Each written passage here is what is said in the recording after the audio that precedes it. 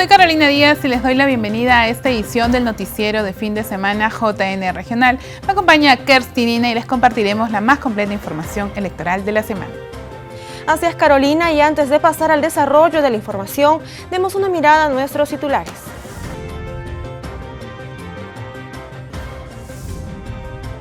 Con éxito se llevó a cabo primer encuentro nacional de comunicadores y periodistas, el JNE.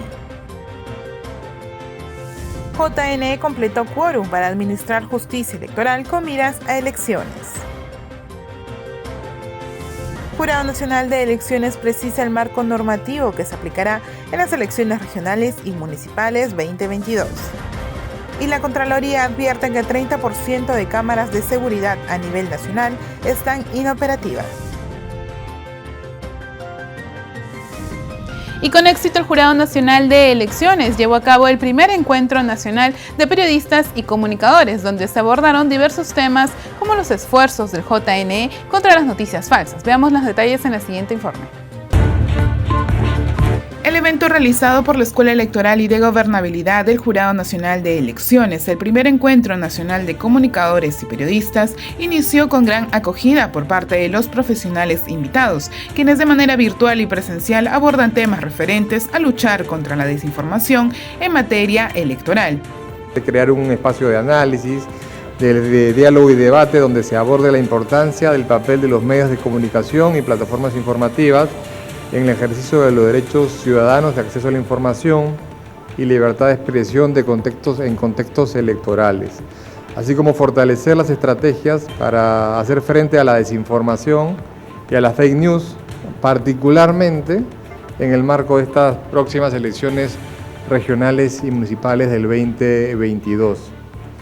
Como objetivos específicos podríamos indicar el ponderar el papel de los medios de comunicación y plataformas informativas frente a la desinformación en las elecciones, obtener nuevas estrategias y herramientas de verificación de hechos para garantizar los derechos a la libertad de expresión y el acceso a fuentes alternativas de información en el marco de las elecciones, anticipar un posible incremento de la desinformación en el proceso de las elecciones regionales y municipales 2022 para hacerle frente en beneficio del normal desarrollo de las elecciones, ¿no?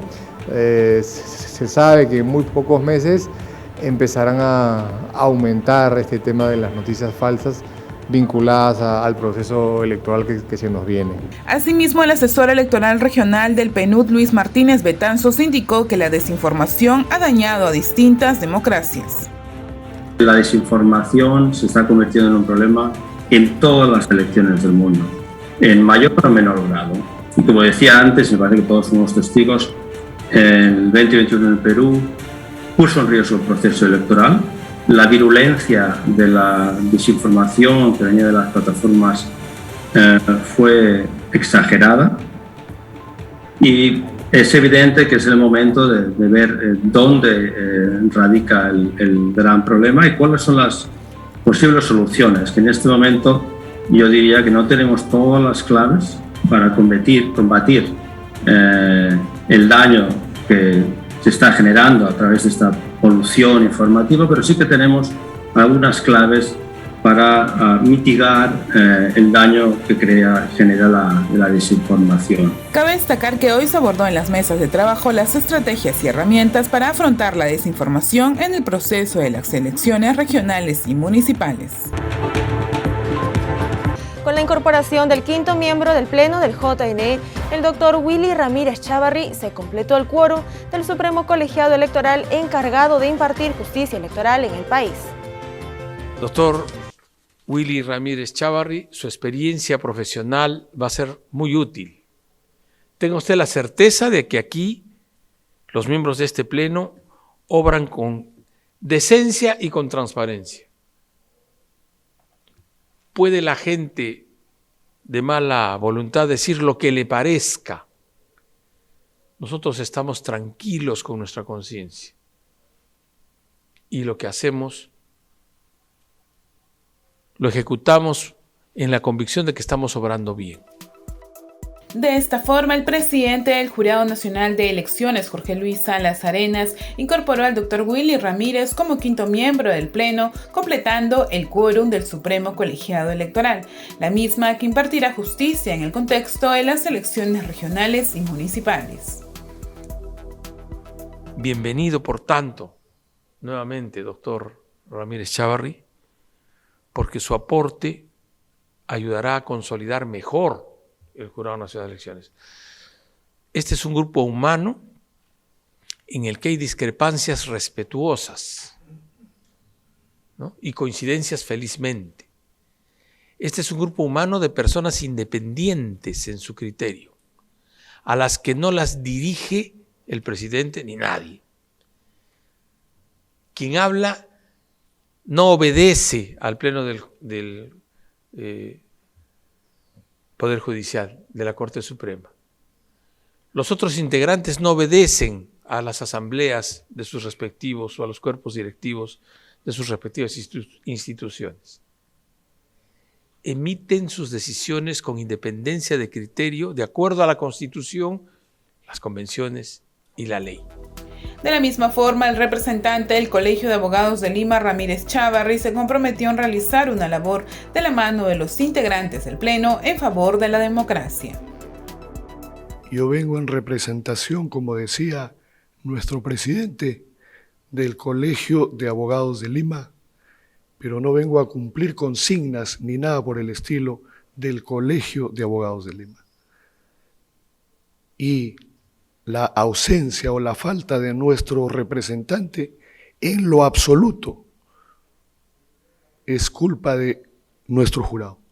A la estricta observancia de la Constitución, de los principios, de las leyes, de las reglas y de las normas, porque para eso estamos los miembros del Jurado Nacional de Elecciones. En otro momento, el titular del JNE recalcó que la dirimencia no es lo ideal, pero en situaciones de empate se debe continuar con el curso de la justicia electoral. La dirimencia permite más bien resolver ese conflicto. No es lo ideal, pero es la salida a ese problema. Y en la conferencia virtual organizada por la Escuela Electoral y de Gobernabilidad del Jurado Nacional de Elecciones, la abogada Amelia Hernández señaló que la paridad es uno de los propulsores determinantes de la democracia, cuyo fin es alcanzar la igualdad en el ejercicio del poder. La Escuela Electoral y de Gobernabilidad del JNE impartió una conferencia virtual mediante la cual informó sobre la paridad y alternancia en la lista de candidatos en el marco de las elecciones regionales y municipales 2022. En dicho evento, la abogada Amelia Hernández señaló que la participación y representación social y política es uno de los precursores determinantes de la democracia y que constituye una meta para erradicar la exclusión estructural de las mujeres. La paridad es uno de los propulsores determinantes de la democracia, cuyo fin es alcanzar la igualdad en el ejercicio del poder, en la toma de decisiones, en los mecanismos de participación y representación social y política, y en las relaciones familiares, al interior de diversos tipos de familias, en las relaciones sociales, económicas, políticas y culturales, y que constituye una meta para erradicar la exclusión estructural de las mujeres, ¿no? Todo esto se desarrolló en el Consenso de Quito. Y, como sabemos, para que las mujeres puedan tener el derecho al sufragio han pasado por muchas adversidades, ¿no? Ha sido un camino largo, un proceso largo. Asimismo, aseveró que estudios han identificado que cuanto mayor sea el nivel de fortaleza del diseño de la cuota de género y paridad, mayor será la representación política de las mujeres en las legislaturas estatales. Tiene que haber un diseño que permita que las mujeres puedan acceder a estos cargos de representación política, ¿no? Muchos hablaban del tema del voto preferencial, ¿no? Decían que el voto preferencial no permite que se accedan las mujeres a más cargo, ¿no? Y en realidad podría decirse que sí, que no a la vez, ¿no? El día de ayer estuvo revisando un estudio que hicieron en la OMPE y en donde entrevistaron a varias mujeres y decían ellas que el tema del voto preferencial les permitió a ellas, en algunos casos, acceder al Congreso, ¿no? Porque hicieron campaña con ese número y que gracias al voto preferencial llegaron a ganar, ¿no? Finalmente, indicó que todas las mujeres debemos apuntar a una democracia paritaria y que tiene que haber reformas orientadas a la implementación de la paridad en los poderes legislativo, judicial y ejecutivo y en toda estructura del Estado. Ante la prohibición de publicidad estatal en periodo electoral, entidades deben solicitar autorización para publicar información de impostergable necesidad o utilidad pública. La directora nacional de Fiscalización y Procesos Electorales de JNE, Jessica Clavijo, explicó en JNE TV la forma como se debe solicitar una autorización para publicar información de impostergable necesidad o utilidad pública que no puede esperar a que termine el proceso electoral. Hay un reporte posterior que se da en el siguiente contexto. Si una entidad, teniendo en cuenta que hay información de impostergable necesidad y utilidad pública, es decir, que no puedo esperar a que concluya el proceso electoral para poder difundirla. Por ejemplo, estamos frente al inicio del año escolar y hay información importante y relevante que se debe difundir, temas referidos a salud. Estamos luchando aún contra esta pandemia, hay información que se debe difundir, no puedo esperar a que culmine el proceso electoral. Yo como Estado debo brindar esa información. Si voy a difundirla en cualquier medio que no sea radio y televisión, es decir, prensa escrita, revistas, periódicos, incluso en las redes sociales de la entidad, toda esa información que se va a difundir y que no sea radio y televisión el canal por el cual se difunde, esta información, esta publicidad estatal debe ser reportada a los jurados electorales especiales dentro de los 7 días posteriores al inicio de la difusión de esta publicidad estatal. Nosotros contaremos con jurados electorales a nivel nacional. A partir de la quincena de mayo ya estarán instalados todos a nivel nacional. Actualmente solo contamos con el jurado de Lima Centro, que es el que recibe estos reportes posteriores. Clavijo explicó cómo se debe llenar este anexo de reporte posterior. Precisamente en la resolución 922, en la parte final, aquellos que estén interesados en revisarla van a encontrar los dos formatos, tanto el de reporte posterior como el de autorización previa, que si quieres más adelante conversamos. Este formato de reporte posterior es prácticamente una cara en la cual se detalla el nombre de la entidad, el domicilio de la entidad, la casilla electrónica, es muy importante que se genere la casilla electrónica para las notificaciones, el detalle del medio empleado para la difusión, afiches, revistas, carteles, etcétera, ¿no? El periodo en el cual va a ser difundida y algunos datos que piden también el formato, como la empresa que ha elaborado esta publicidad, la cantidad de publicidad que se va a emitir y algo central, el fundamento de impostergable necesidad de utilidad pública, que es justamente aquella que va a brindar la entidad. La aplicación de la paridad y alternancia se aplicará por primera vez en estas elecciones subnacionales de este año. Este tema vamos a conversarlo con Parwa Oblitas, ella es coordinadora del Programa para la Igualdad Política de la Dirección Nacional de Educación de la entidad electoral JNE. Muy buenos días, Parwa, bienvenida. Buenos días, Kersti. Muchas gracias por la invitación. Parwa, estas elecciones contarán con la aplicación de la paridad y alternancia y quisiéramos que puedas explicar a todos nuestros televidentes cómo se va a aplicar en las listas de candidatos, cómo es que funciona. Sí, en primer lugar, señalar que en 2020 fue publicada o aprobada la ley 31030, que es la ley que modifica la normativa electoral para la aplicación de la paridad y alternancia en las listas de candidaturas, ¿no? Estos criterios de paridad y alternancia se han aplicado en las elecciones generales 2021 y, como tú bien lo has dicho, por primera vez se van a aplicar en las elecciones regionales y municipales 2022. El Jurado Nacional de Elecciones ha establecido algunos reglamentos dando pautas de cómo o reglas, ¿no?, de cómo se tienen que inscribir las listas de candidaturas y se tiene que cumplir con esta paridad y alternancia. ¿Cuál es el orden que deben cumplir en todo caso las listas de cada organización política? Sí, está establecido en primer lugar la paridad vertical, que es para las elecciones regionales y para las elecciones municipales. Para las elecciones regionales está en primer lugar la fórmula de los cargos de gobernador o gobernadora, vicegobernador o gobernadora, que tiene que ser de manera paritaria, es decir, si lo encabeza un hombre, consecuentemente tendrá que ser una mujer la vicegobernadora, ¿no? La candidata a vicegobernadora. Y la lista de consejerías regionales tiene que ser de manera paritaria, y si es aritméticamente imposible, la diferencia tiene que ser de solo una persona, ¿no? Ya sea varón o mujer, y también las listas tienen que ser alternadas, es decir, si encabeza una mujer, consecuentemente tendrá que ser un hombre, una mujer, un hombre.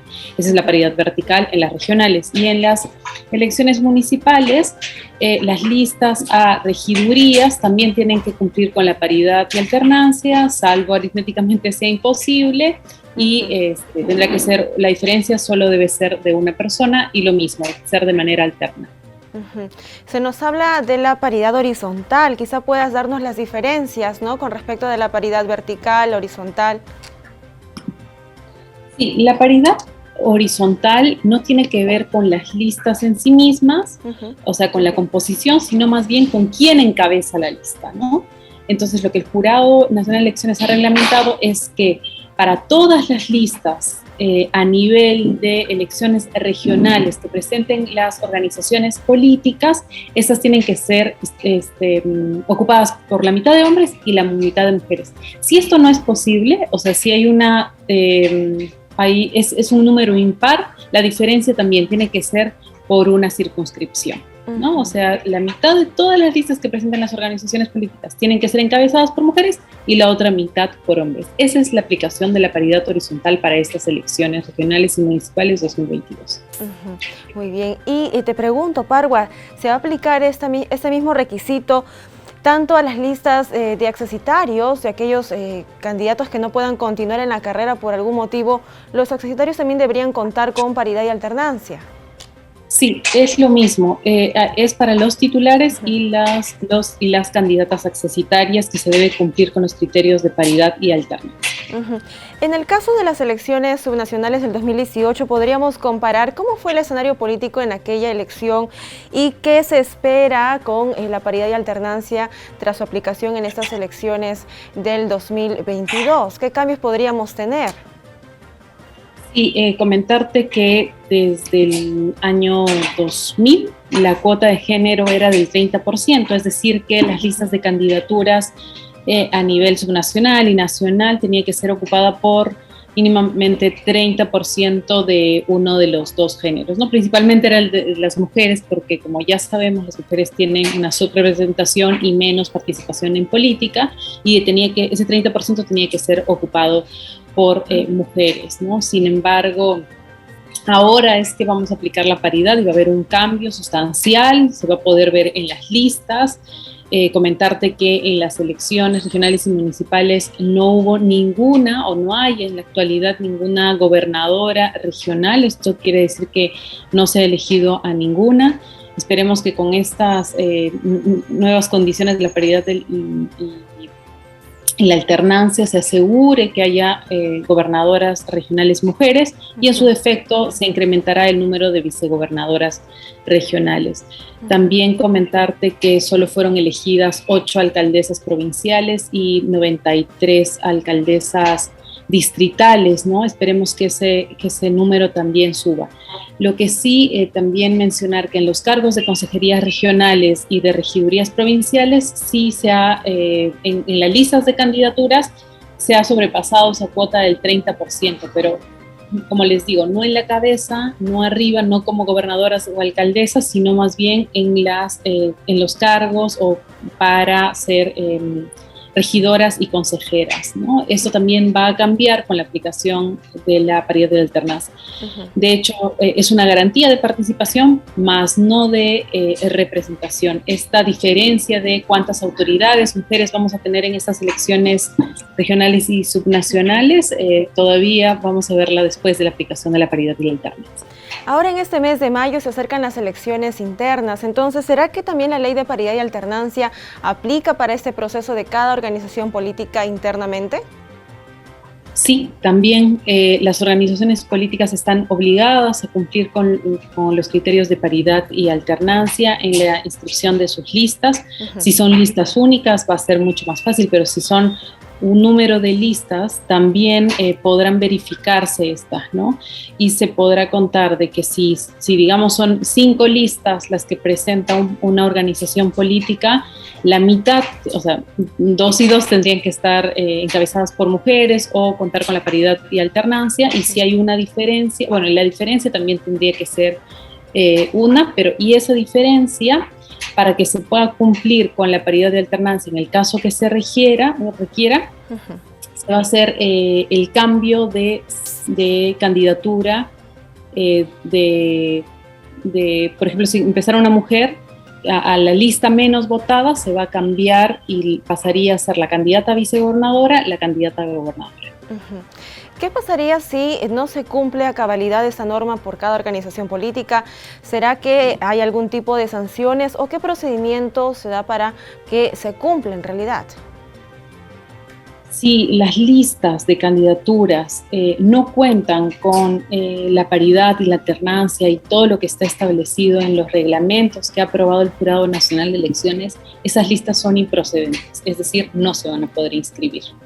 No se inscriben y por tanto no participarían de estas elecciones regionales y municipales.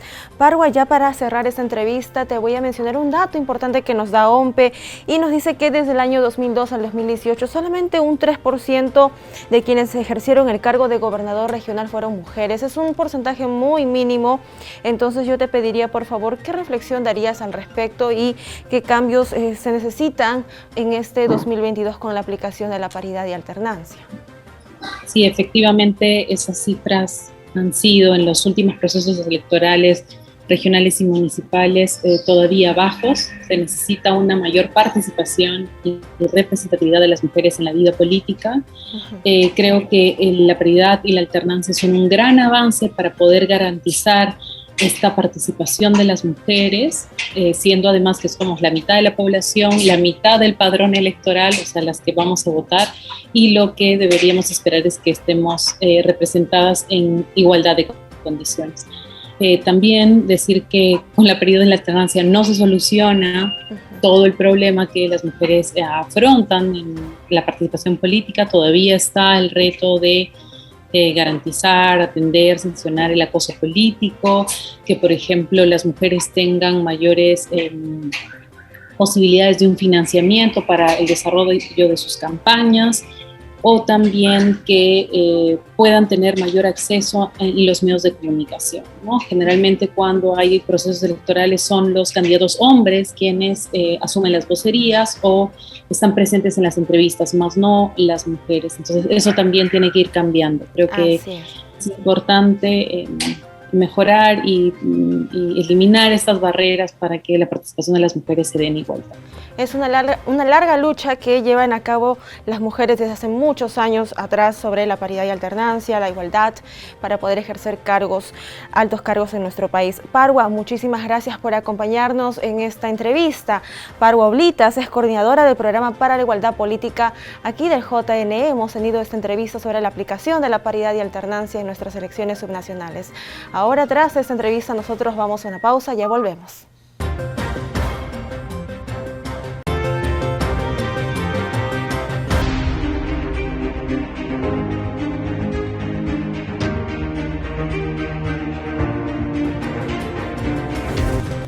Gracias por continuar aquí en JN Regional. Continuamos con la información. En el contexto de las elecciones regionales y municipales, el Jurado Nacional de Elecciones recuerda cuáles son los requisitos que deben cumplir las entidades nacionales e internacionales para acreditarse. La directora de la Oficina de Cooperación y Relaciones Internacionales del JNE, María Antonieta Delgado, indicó cuáles son los requisitos que las entidades nacionales e internacionales deben cumplir para poder acreditarse correctamente. De acuerdo al reglamento de observación electoral, las organizaciones electorales internacionales interesadas en participar en la observación electoral de un proceso electoral en el Perú, además de presentar su solicitud oportunamente en el plazo que acabamos de mencionar, esta solicitud debe contener la debida identificación y datos de contacto de quien presenta la solicitud. También debe quedar identificado el nombre de la organización a la cual representa, el nombre del representante, su domicilio, su correo electrónico y además se deberá adjuntar documentos básicos.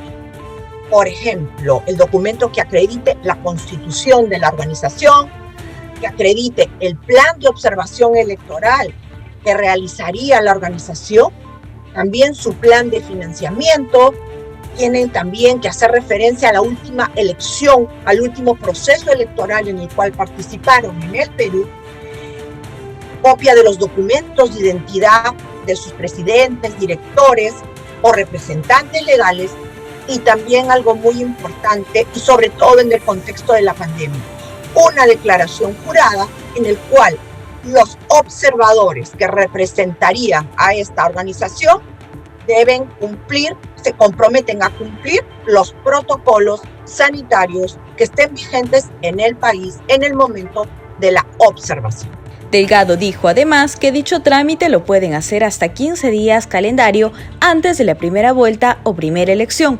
Vencido este plazo, no se aceptarán solicitudes de acreditación. Para los próximos comicios regionales y municipales, la OMPE mantendrá la disposición de prohibición de celulares y dispositivos de foto y video, ello para garantizar el orden del proceso electoral.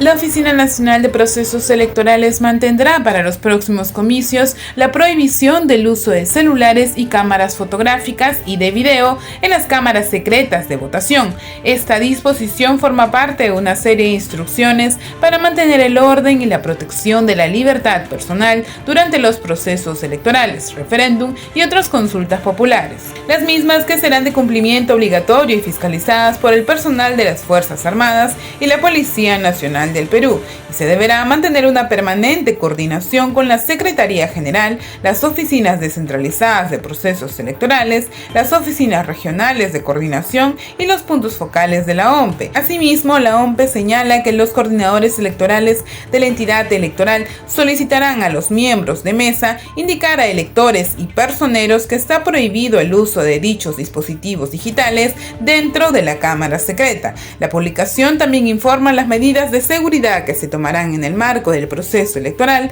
en zonas de emergencia y el resguardo durante el despliegue y repliegue electoral. El Pleno del Jurado Nacional de Elecciones precisó el marco normativo que regirá para estas elecciones regionales y municipales. En un solo acto publicó el bagaje de leyes y resoluciones que amparan el proceso electoral. El Pleno del Jurado Nacional de Elecciones publicó la resolución 0127-2022, en la cual precisa el marco normativo que rige en estas elecciones regionales y municipales. La finalidad, dar a conocer de forma oportuna y adecuada las normas que velarán en este proceso electoral. El máximo ente electoral cumple con presentar el bagaje normativo en un solo acto, el mismo que está establecido para los comicios, garantizando el correcto desarrollo y respetando los derechos de todos los que intervienen en el proceso, teniendo así las reglas claras por cumplir. En ese sentido, la publicación en su contenido recuerda dicho marco normativo, comenzando por la Constitución Política del Perú, Ley Orgánica del Jurado Nacional de Elecciones, Ley Orgánica de Elecciones, Ley de Elecciones Regionales, Ley de Elecciones Municipales, entre otras. De la misma forma, resoluciones que fueron publicadas el presente año, como por ejemplo la que establece disposiciones para el reemplazo de autoridades regionales y municipales que renuncien o soliciten licencia con el propósito de participar como candidatos en dichos comicios. El Pleno del JNE también señala en el marco normativo el reglamento de la declaración jurada de hoja de vida de candidatos a cargos de elección popular, de propaganda electoral, publicidad estatal y neutralidad. Asimismo, las resoluciones que aprobaron el cronograma electoral de las elecciones regionales y municipales 2022, el cronograma de elecciones internas del proceso de elecciones actual, reglamentos sobre encuestas electorales durante los procesos electorales y el reglamento sobre las competencias del Jurado Nacional de Elecciones en elecciones internas para las elecciones regionales y municipales, entre otros. Dicho marco normativo, precisado por el Jurado Nacional de Elecciones, puede ser ubicado en la página web www.jne.gov.pe. La OMPE desarrolló el segundo taller Participación Política de las Mujeres más allá del 50-50 para promover la cultura de la paridad y alternancia en los partidos de la macrorregión del sur del país. Veamos. La OMPE y el programa de la Unión Europea Eurosocial brindaron el segundo taller sobre la aplicación de la paridad y alternancia en las elecciones internas de cada partido de la región sur del país. Durante el evento virtual, el jefe de la OMPE, Piero Corbeto, enfatizó que a partir de estos talleres, la mujer peruana tiene que ser reivindicada en las listas de candidatos de las elecciones subnacionales. Debemos decir que en la macrorregión sur solo tenemos en la historia subnacional reciente 2 gobernadoras, en Moquegua y en Arequipa, en la historia de los gobernadores regionales. Por eso venimos a trabajar desde ahora, desde febrero, con ustedes, de la mano de los movimientos regionales, de los partidos políticos, de las organizaciones políticas en general, para que ustedes puedan contar con toda la información y fortalecer las competencias de las mujeres para que puedan participar de manera activa. El taller incidió en la aplicación de la Ley de Paridad y Alternancia para generar una cultura de democracia paritaria en los partidos políticos y movimientos regionales de cara a las elecciones internas y las elecciones regionales y municipales. Que la paridad o la representación paritaria no solo es un número, no es solo el hecho de que podamos llegar más mujeres, sino que sobre todo debemos discutir y debemos seguir profundizando para que podamos tener condiciones de igualdad. La OMPE recogió 12 testimonios de las barreras que enfrentan las mujeres cuando intervienen en política. En mi partido se aplicó la paridad y alternancia por obligación y no por convicción. Para la conformación de las listas, en una reunión los compañeros propusieron las candidaturas, pero como era de esperarse, la mayoría de las propuestas eran varones. Solo contaron conmigo para completar la lista. En mi caso, le dije al presidente del partido que las mujeres teníamos que tener los primeros números en las listas. Su respuesta fue que él, como presidente, tenía que ir adelante, si no sería vergonzoso. El taller Participación Política de las Mujeres más allá del 50-50 evidenció con cifras a los integrantes de los partidos los desafíos que las mujeres enfrentan ante la subrepresentación, el acoso político y la desigualdad económica para llevar a cabo sus campañas. Que es fundamental que podamos redistribuir el poder en el ámbito político, que necesitamos promover e impulsar ahora más que nunca la representación política de las mujeres en los espacios de poder, y necesitamos iniciar por las organizaciones políticas. De esta manera, el ente electoral capacita a las organizaciones políticas para el adecuado cumplimiento de la normativa electoral y para asegurar la participación democrática de todas las peruanas.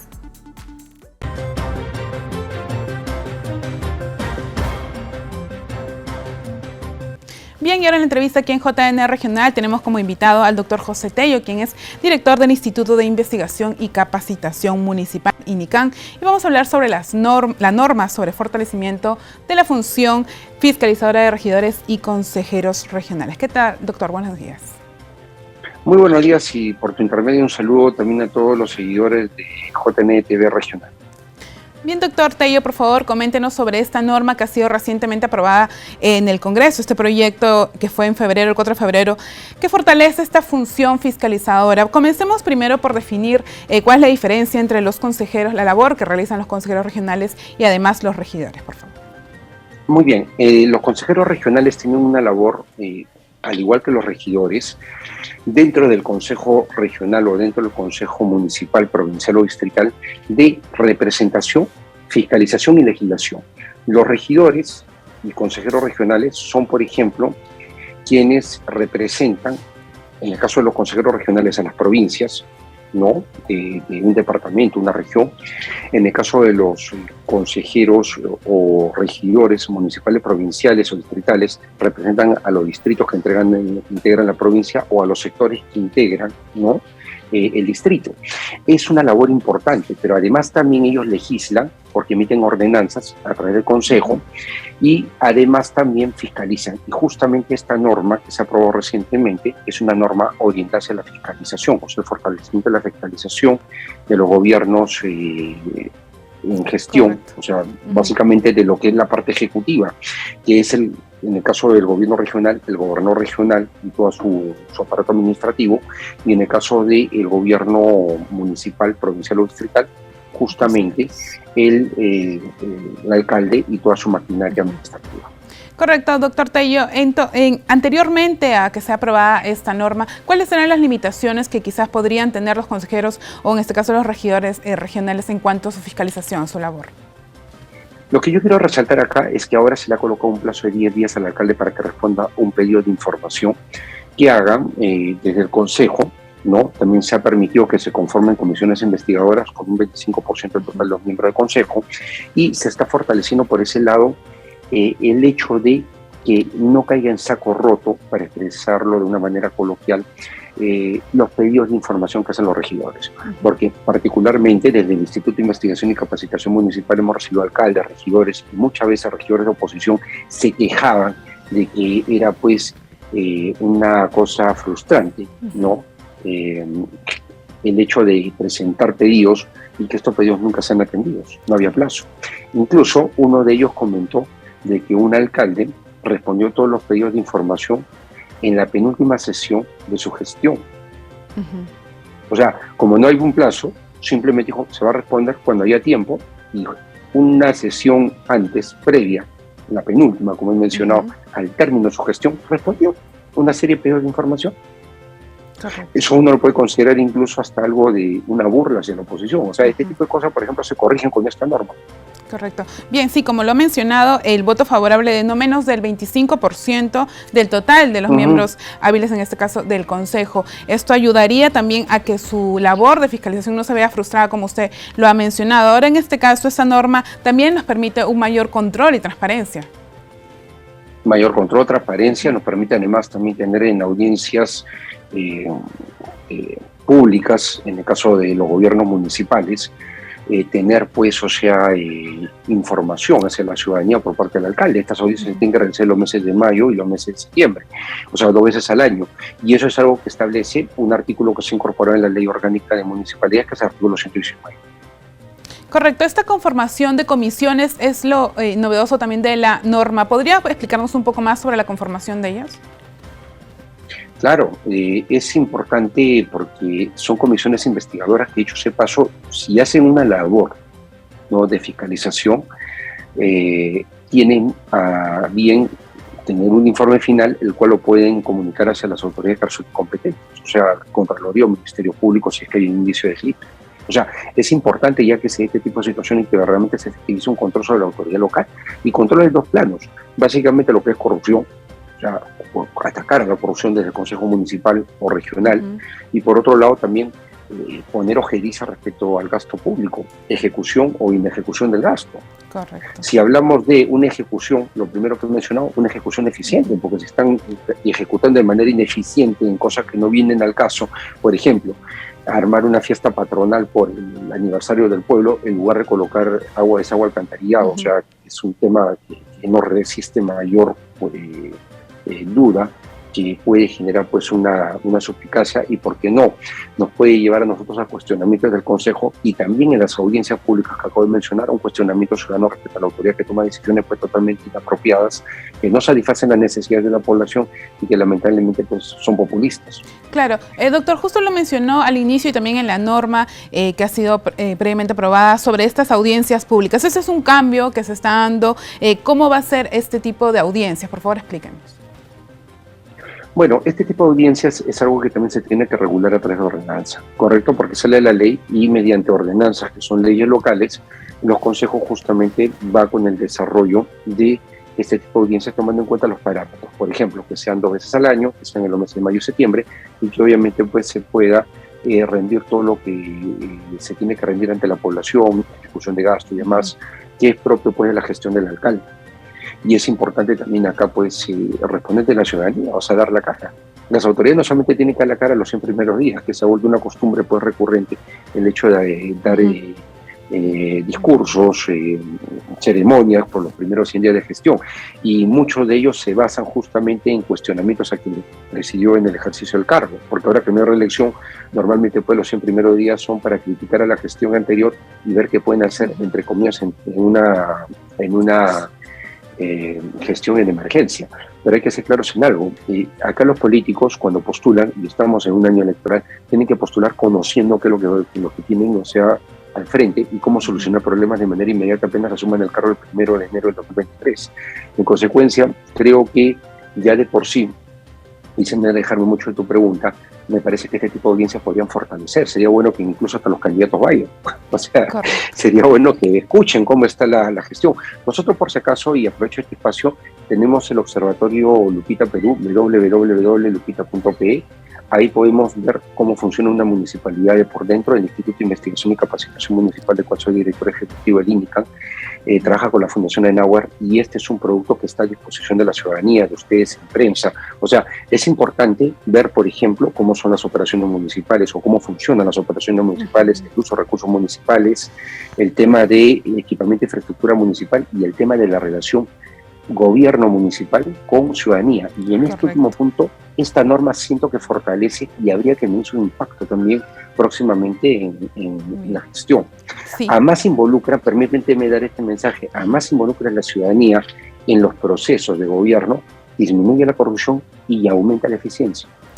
¿Por qué? Porque es en la accountability social, la fiscalización social, lo que pesa, lo que realmente puede frenar estos problemas, sobre todo el problema de la corrupción que tanto daño nos hace en nuestro país.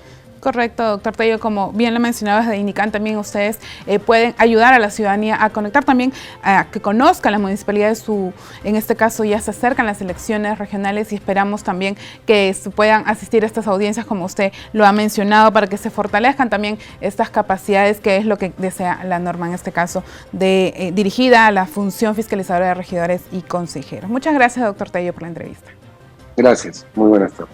Bien, nosotros nos vamos a una pausa y volvemos con más información.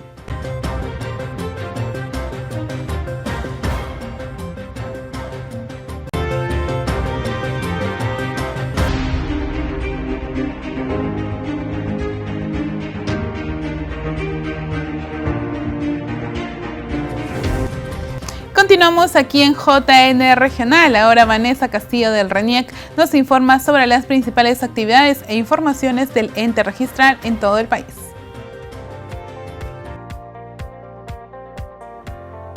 Hola amigos, bienvenidos a la central informativa del RENIEC. Estos son los titulares de la semana. RENIEC en campaña de apoyo a afectados por derrame de petróleo en Ventanilla. DNIs vencidos tienen vigencia hasta el 31 de marzo. RENIEC inaugura 3 agencias de voluntariado en San Martín, Loreto y Piura.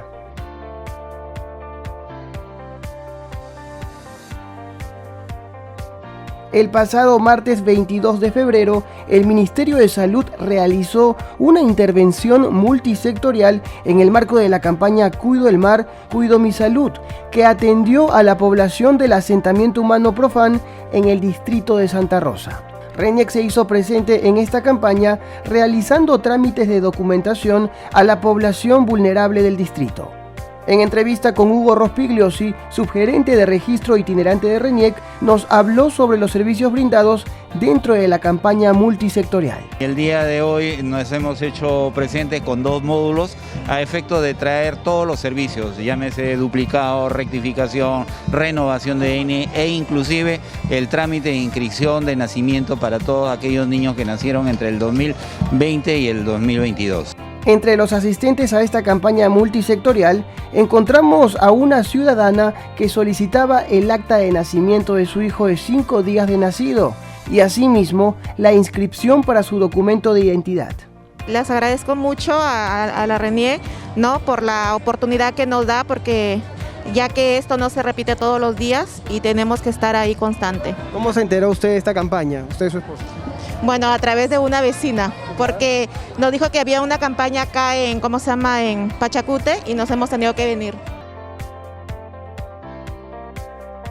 En el marco del programa Voluntarios de la Identificación, RENIEC inauguró el pasado lunes 28 de febrero 3 agencias de voluntariado institucional en las regiones de San Martín, Loreto y Piura, con el propósito de orientar a la población sobre los servicios en línea. Estos puntos de atención se encuentran ubicados en las municipalidades distritales de Lagunas y en el centro poblado de Narigualá. En estos 3 puntos de atención se ha acondicionado a ambientes que cuentan con la logística necesaria y el personal capacitado para realizar trámites documentarios a los ciudadanos.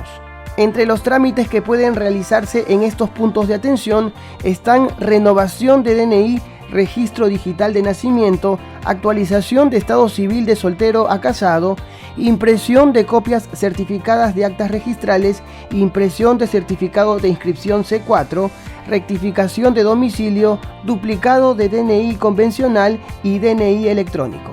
Gracias a este programa de voluntariado, ya son 24 las agencias en todo el Perú que ofrecen novedosos servicios digitales y que permiten a los ciudadanos realizar sus trámites documentarios, evitando la concurrencia a las oficinas principales del RENIEC. Gracias amigos por acompañarnos en esta edición de la Central Informativa del RENIEC. Recuerde que para mayor información puede ingresar a nuestra página web o visitar nuestras redes sociales. Hasta pronto.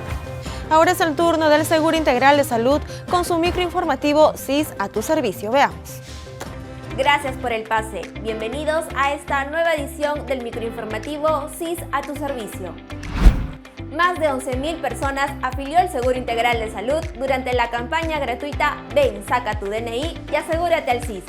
Cusco fue una de las 15 regiones donde el trabajo conjunto entre el CIS y el RENIEC logró que los pobladores ejerzan su derecho a la identidad y a contar con un seguro de salud.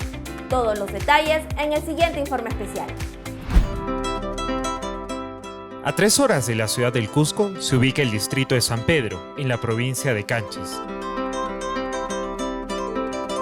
San Pedro es un distrito pequeño que cuenta con 6 comunidades campesinas, albergando a más de 3.000 habitantes.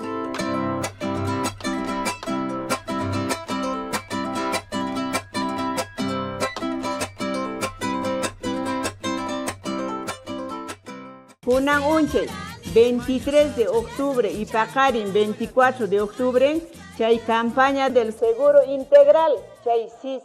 Postata puririmon shekarik sisninti merikino kanch puririn de repente wakimpa kamana pascha sisnin kashan churik chay seguro integral sheka kunan chayman puririmusu. Cientos de ciudadanos, al escuchar los parlantes, llegaron a la plaza del distrito, después de terminar su jornada en los campos de cultivo. Con el transcurrir de las horas y después de la misa, los pobladores ocuparon los espacios de la plaza colonial. Se trataba de la campaña gratuita Ven, saca tu DNI y asegúrate al CIS, realizada por la institución administradora de fondos de aseguramiento en salud, Seguro Integral de Salud y RENIEC, en 507 comunidades amazónicas y altoandinas, incluyendo los centros poblados de Cusco, para que las personas indocumentadas tramiten su DNI y sean afiliados a los planes de seguro CIS gratuito o CIS para todos. Son 163 comunidades altoandinas que los equipos itinerantes visitan en las regiones de Puno, Huancavelica, Pasco, Cajamarca, Huánuco, Ayacucho, Junín, La Libertad, Lima Región y Cusco. 6 mana cada story que deni, entonces no va primerito cana, deni yo abuelito con abuelita con mana deni kan. Deni limpas gratis. Hemos utilizado 6 limpas gratis. Mana kan kuna para negicho ni 10 céntimos del puesto de salud. Señora, muy buenas tardes. Les saludo de parte del Seguro Integral de Salud. Ahorita estamos en una pequeña campaña afiliando a personas que no tienen seguro. Quería saber si tal vez usted no cuenta con seguro, tal vez tiene seguro en otra entidad para poder afiliar. No tengo ningún seguro. En todo caso, ¿podría pasar a explicarle? En este caso, Salomé Aroski Paquispe, mujer campesina de 62 años, lidió toda su vida con el intenso frío del Ande y la lejanía de vivir en un distrito donde aún no llegan todos los servicios del Estado. Ella nunca supo de atenciones médicas gratuitas. Hasta su domicilio llegó Eduardo, gestor del CIS, la afilió al Seguro Integral de Salud. Ahora, Salomé podrá atenderse en el Centro de Salud de San Pedro, Cusco o del Perú.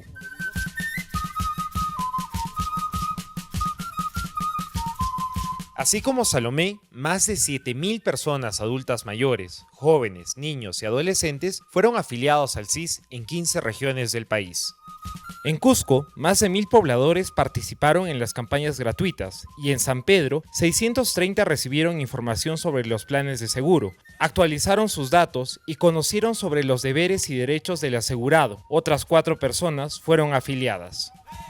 Los rostros de los pobladores se mostraban emocionados al ser integrados al seguro gratuito de salud durante la campaña Ven, saca tu DNI y asegúrate al CIS, que busca fortalecer el acceso a la identidad y a un seguro de salud de las poblaciones vulnerables más distantes de las capitales de las regiones. Agradecí con los representantes de CIS.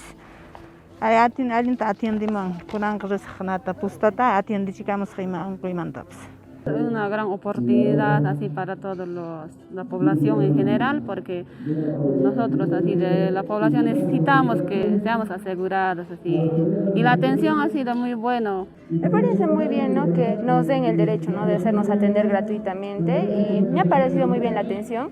Primero porque me enteré que tenía CIS, porque antes estaba asegurada. Bueno, me siento más tranquilo, más seguro, ¿no?, con lo que me puede pasar algo así. El 10 de junio del 2021, el Seguro Integral de Salud emitió la resolución jefatural número 074-2021 CIS, la cual aprobó el plan de fortalecimiento de acceso a la identidad y afiliación de la población de comunidades nativas amazónicas y altoandinas, según lo dispuesto en el decreto de urgencia 046-2021. Es por ello que desde el 15 de julio se comenzó la afiliación en 87 distritos, incluyendo a los más alejados de las provincias altoandinas del Cusco, como Palpata y Alto Pichigua de la provincia de Espinar, donde el frío es desolador y el acceso muy complicado.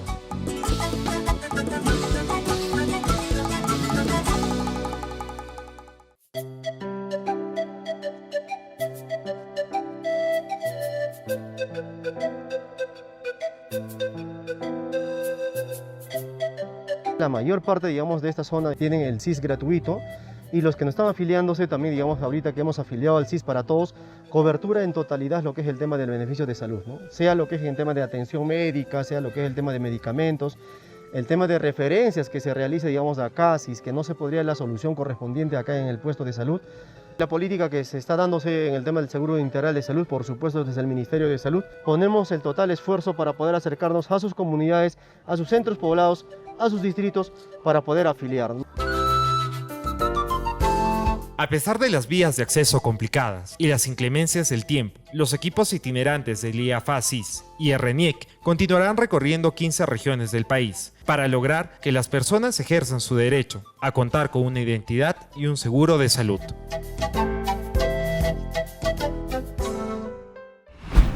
Recuerda cumplir las medidas preventivas para evitar los contagios por la COVID-19. Muchas gracias por tu atención. Nos vemos en nuestra próxima edición del microinformativo CIS a tu servicio. Y cerca del 30% de cámaras de videovigilancia a nivel nacional están inoperativas. La Contraloría además advirtió que las grabaciones no se almacenan por el plazo mínimo de 45 días como lo establece la ley.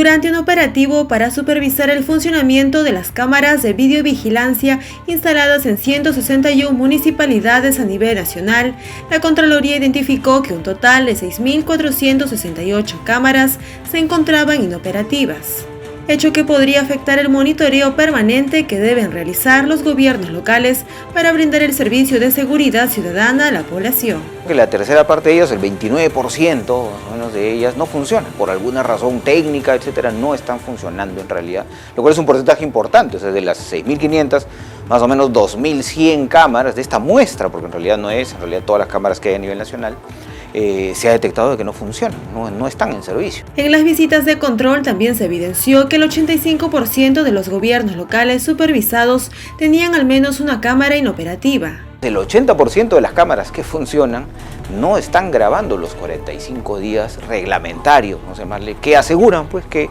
tengamos el registro de las incidencias ante cualquier denuncia o cualquier problema que pueda ocurrir en las calles.